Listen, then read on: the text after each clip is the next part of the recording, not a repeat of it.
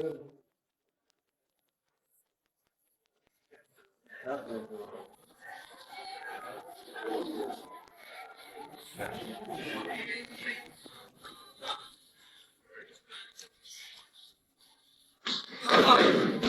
but right hand.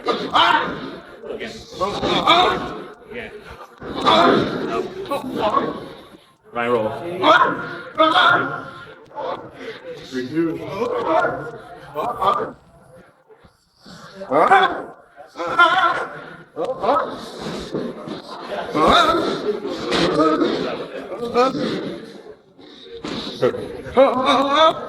Off the roll.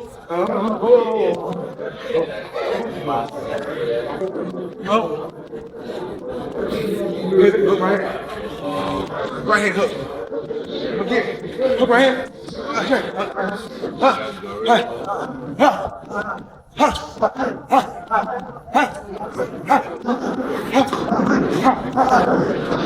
Recent training footage shows Floyd Mayweather at 49 displaying remarkable speed and explosive power during his intense gym sessions, demonstrating the controlled precision that defined his legendary career.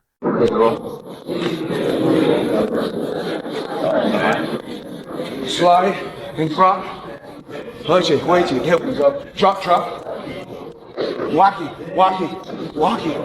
Pitch it. Sit. Punch it. Right there.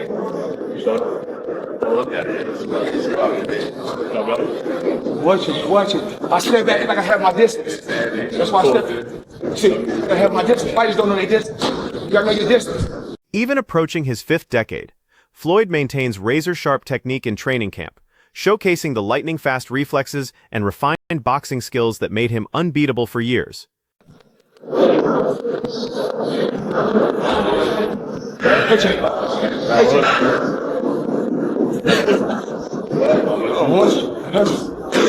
Okay, touch the top.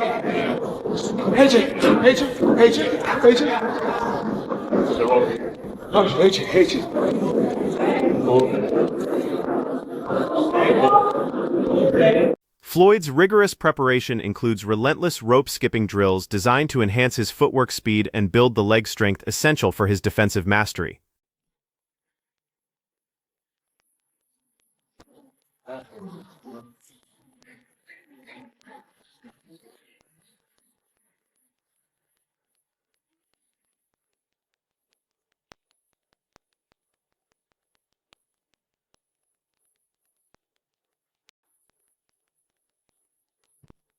Boxing analyst Johnny Nelson observes that Floyd remains quicker, more powerful, and technically superior to Mike Tyson, appearing remarkably youthful while working the heavy bags with devastating precision. He's still got the run craft. It's like me getting in the ring with a 14-year-old kid that doesn't know half of what I know, but he's got the pace, he's got the movement. And even though Floyd's 48, he'll still have more movement and pace than Mike. So then it's going to be, ooh, I want to get him. So to me, it's one of those you want to watch between your eyes. But when I heard, I thought, wow, really? But then you're going up against Floyd Mayweather. This guy was unbeaten as a fighter. He's still physically has ring craft. He still physically can move about the ring and do what he has to do.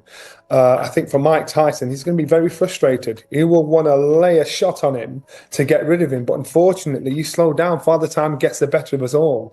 And even though I think when it comes to a fan's favourite, I'm quite sure most of the fans would love to see Mike Tyson put Floyd in his place. And that's probably what will be the attraction as well. But you've got to remember, Mike Tyson's 59 years old. You've got to remember, Floyd Mayweather is still hitting the bag in the gym. He's still moving around. You know he's 48 years old. So you've got to remember that. Tony Jeffries argues that Floyd's decision to face Mike stems from the massive commercial success of exhibition matches, particularly after Mike's high-profile bout with Jake Paul generated unprecedented viewership numbers. Record attention. It's like, oh yeah, I'll be able to beat him. I mean, remember when Floyd fought Manny Pacquiao? Like, he waited until Manny got knocked spark out from Marquez, and then he was like, yeah, now's my time to fight him. I just don't believe that Floyd would have fought Mike Tyson if Mike Tyson didn't fight Jake Paul. But Floyd seen that Mike Tyson couldn't hardly walk to the ring. When he got to the ring, he couldn't move around. Jake Paul was running circles around him. And that being said, I'm a huge Mike Tyson fan, like huge. But we see what Floyd's doing here. He's like, yeah, I'm going to get in there with Mike Tyson, who couldn't do anything with Jake Paul. I'm going to get millions of dollars. Well, yeah, I'm up for that. But again, I don't blame Floyd Mayweather for doing this. In boxing, I always say, there's not much money in it for the regular people like me and you if you're a fighter. But for someone like Floyd Mayweather and Mike Tyson, they earned absolutely millions of dollars. As both fighters are living icons, The primary driving force behind this potential showdown appears to be pure financial motivation rather than any desire to cement sporting legacy or competitive achievement. This Mayweather-Mike Tyson exhibition, and then it's going to happen April 25th in Congo. That's the plan right now. In the Congo? Wait, is Don King part of this? It's in the Congo? Let's bring him back, right? Hey, let my people go, baby. Let's get it. These are the only two living icons, boxing icons. Mike Tyson is an icon. All right, Floyd Mayweather, that's debatable, but Floyd Mayweather, Manny Pacquiao, that's debate. I mean, by now they're probably icons. Mike Tyson, icon versus icon, in an exhibition effort, you might as well. I want to say this though. If you guys thought Mike Tyson was pulling punches against Jake Paul and that wasn't real, well, he ain't gonna pull no punches against Floyd. Like, that dude has shown that he ate it. Remember his faint punch at Floyd? Wade Plemons suggests that watching a boxing icon like Floyd compete at this advanced stage feels disheartening because it reveals that monetary gain has become the sole driving factor. For those people that always thought that Floyd Mayweather had financial troubles because of the money he owed to the IRS, because of the terrible, terrible business and real estate investments that he's made, and apparently some of these have gone under, and he is owed back rent, or he is owing back rent, and he is delinquent on a lot of payments for a lot of different things right now. These things seem to have added up for Floyd, and now it's pretty apparent that not only is he doing these, bank robbery style exhibitions, but it looks like he absolutely needs to do it, which is very, very sad. Listen, I'm not the biggest fan of Floyd Mayweather as an individual outside of the ring, but I never want to see athletes have their money mismanaged or mismanage their own money so badly that they go broke in retirement, and it looks like that's kind of what's happening. And here's a snippet from Business Insider because it made me want to pay for the entire article. Tony Jeffries believes Floyd's return is fueled by wounded pride and ego rather than genuine competitive spirit, noting that Mike Tyson's clash with Jake Paul became the most-watched boxing spectacle in recent memory, leaving Floyd unable to tolerate being overshadowed by anyone in the sport he dominated for decades. According to Jeffries, Floyd's legendary ego and obsession with remaining the center of attention drives his determination to shatter that viewership record and prove his continued relevance in boxing's landscape. This motivation transcends sporting achievement or legacy concerns, representing Floyd's desperate need to reclaim the spotlight and demonstrate his unmatched drawing power to a global audience. And you, if you're a fighter. So we've got to make as much money as we can while we can, and then get out of the sport. But with these two, they're multi-millionaires. And I want to get into the tail of the tape and talk about exactly the records and all of that stuff with it. But first, I just want to say, I believe that these are doing this for different things. Mike Tyson is doing it purely for the money. Purely for the money. Floyd is doing it for the money as well. But also, I believe Floyd's doing it for that limelight. You've seen the numbers that Mike Tyson, Jake Paul got. And I think this is the most viewed fight of all time. Mike Tyson, Jake Paul. I might be wrong in saying that, but I'm sure it was. It was hosted on Netflix. And Floyd's been one in the past with his ego that he wants to just, be in that limelight all the time. And when you're not in the limelight all the time, you want to have that limelight. Floyd's got all of the money in the world. Ariel Helwani recently addressed the speculation surrounding potential high-profile boxing matchups, clarifying that while figures like Carl Froch interpret certain announcements as official endorsements, the actual situation remains far more complex and uncertain. Helwani stressed that he operates purely as a journalist covering these developments rather than organizing or financing any fights, emphasizing that crucial details including dates, venues, and official rules remain completely undetermined. He specifically discussed the diminished excitement surrounding another Mike Tyson exhibition following his bout with Jake Paul, arguing that a matchup immediately after Tyson's encounter with Roy Jones Jr. would have generated massive interest, but the current timing significantly reduces public enthusiasm. Helwani noted that Tyson approaching 60 years old, combined with Mayweather's extended absence from major competition, creates substantial uncertainty about genuine fan interest and commercial viability. Some people, like the likes of Carl Froch, viewed that as an endorsement. Like, look, man, I'm just working. It's a big opportunity to be on Netflix. I didn't put the fight together. I'm not paying these guys. So, let's chill out. But all right, I'm not going to poo-poo this. I just don't know what CSI is. And the way it was presented made me think that there was like a secondary press release to come, that they'll be involved in like some sort of like virtual boxing thing. Like, it just didn't seem real. You know why it didn't seem real? I'll tell you why. There's no date attached to it. There's no venue attached to it. Forget rules, exhibition, not exhibition, weight. I mean, here's a guy who fought a heavyweight forget all that. These things can get figured out, the fine details. The fact that it was announced, why announce something with no date or location attached to it? Trying to get some investors or something like that. But maybe also testing the waters. If the response is overwhelmingly positive, maybe you go, okay, we move forward. If the response is muted or negative, maybe you go, okay, we're not going to actually do this. You lob it out there as a way to poll the public, and then make an adjustment. So you don't think it happens? I do not think it happens. I just don't think there will be enough interest.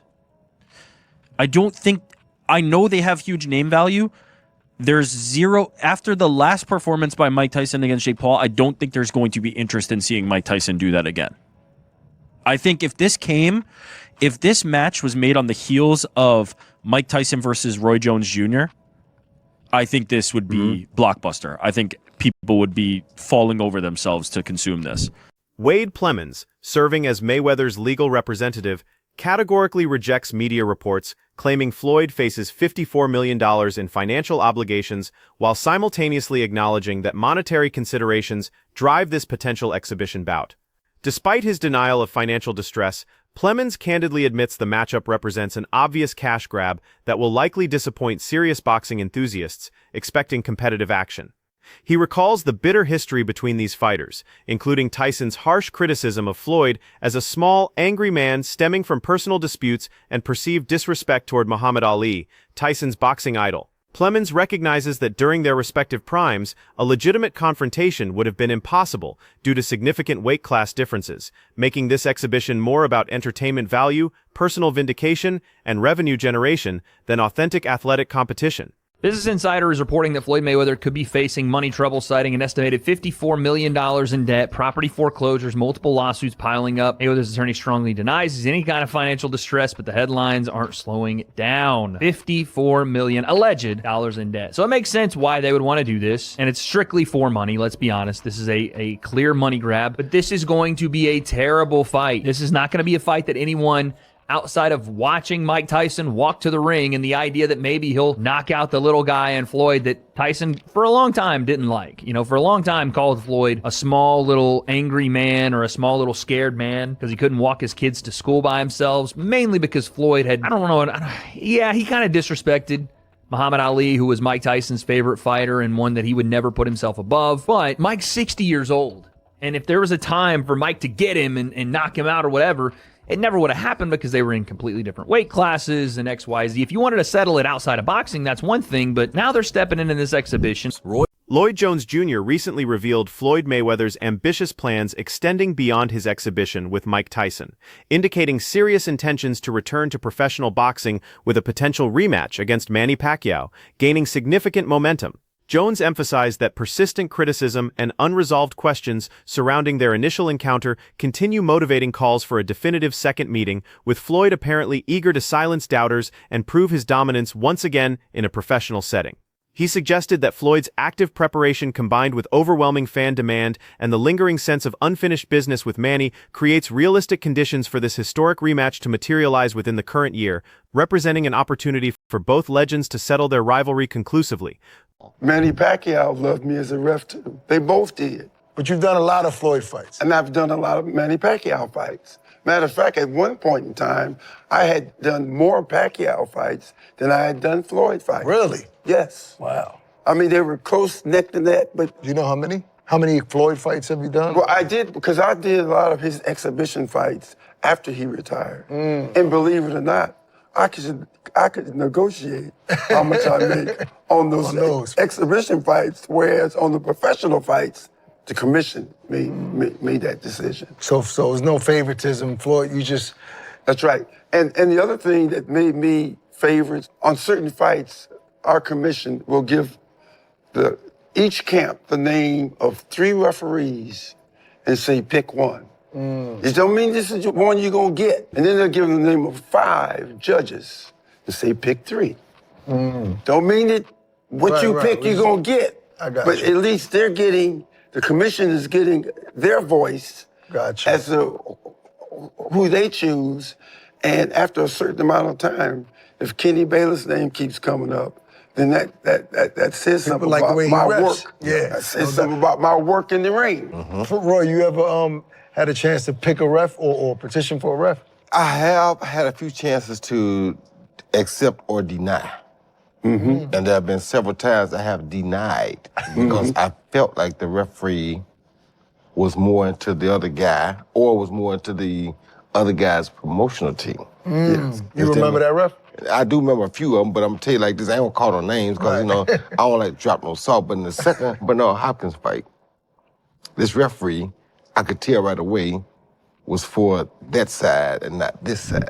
Netflix has officially confirmed Jones's prediction by announcing the historic rematch through their social media channels, declaring that Floyd Mayweather and Manny Pacquiao will meet again in the first ever professional boxing match held at the Revolutionary Sphere venue in Las Vegas on Saturday, September 19th, streaming exclusively worldwide on their platform. This groundbreaking announcement has generated tremendous excitement among boxing fans globally, who recognize this rare opportunity to witness 2 of the sport's greatest icons clash once more in what promises to be an unforgettable night of boxing history. Johnny Nelson recently provided insight into why legendary fighters like Mike Tyson and Floyd Mayweather consider these comebacks despite being well past their competitive prime, explaining that while fans worry about tarnishing legacies, these athletes remain real people with families and substantial financial responsibilities requiring attention. Nelson emphasized that at 59, Mike Tyson faces a unique opportunity to secure a massive payday, just as Floyd can capitalize on his enduring marketability, noting that legacy concerns often become secondary when such lucrative opportunities arise, especially when combined with the ego satisfaction of facing disliked opponents for enormous sums. Completely. But you've got to remember, these guys are individuals, their fathers, their brothers, or whatever, and they still want to earn a massive chunk of money. Where's Mike Tyson? Whatever they're getting paid, where's Mike Tyson at 59 going to earn this kind of money? Where's Floyd Mayweather at this time of life going to make this kind of money? It doesn't matter what we say about legacy. These guys are still going to live. These guys are still thinking, you know what, I'll take the heat, I'll take the criticism, but you know what, my bank account's all right, my family's all right. And I know it's crude, and I know it takes a shine off it, but that's real talk. So these guys are now in a position where where people want to pay them a lot of money to fight each other. It's against somebody they don't like. So again, ego's going to get the better of common sense with Mike, as far as I'm concerned. Ariel Helwani recently voiced strong opposition to the upcoming fight, declaring it completely unnecessary and expressing genuine reluctance to witness the spectacle due to serious safety concerns surrounding both participants who are clearly past their competitive peaks. According to Helwani, the inherent dangers of professional boxing become magnified when fighters of this age enter the ring, regardless of fan curiosity or commercial appeal, as the matchup prioritizes entertainment spectacle over participant safety. He highlighted this growing ethical debate within boxing regarding whether nostalgia-driven exhibitions should proceed when the health and well-being of aging former champions could be seriously compromised. Today's economic times, there's economic challenges. These corporations and companies, they're looking to make profit. And if they put out a pay-per-view, and a lot of people, another thing is the fighters. I'm blaming the fighters too, because there's a lot of guys, they're not bigger than the fighters of yesteryear. That's why you can have a Floyd Mayweather and a Mike Tyson whose brands are so big. This is going to be a big fight. It's going to be just because it's a freak show, circus fight, whatever you want to say. Some people are going to be mad at it. I don't want to see it, blah, blah, blah. But the curiosity is always going to get the best of the masses, especially if they put this on Netflix or Amazon or whoever, right? And that's the reality. A lot of these new fighters, Gen Z fighters, people under 30, they're not marketing themselves, where everybody sees a picture of Shakur Stevenson or Keyshawn or Virgil Ortiz and know who that person is. right? Versus past fighters, everybody, at least at the time, they would have known who Mike Tyson was. They would have known who Roy Jones Jr. was, Floyd Mayweather, Manny Pacquiao, right? That's the reality of it. So that's how we got here. That's definitely how we got here. And then the other thing is piracy, people being cheap and not wanting to pay for great fights that we've had that have come with a paywall. And then now these companies see that and they're like, we're going to get our money one way or the mother effing other. There's more than one way to skin a cat. And that's the reality of it. So now when we get these freak show fights, they've already seen that YouTubers and influencers come in. For today's video, stay tuned until next time.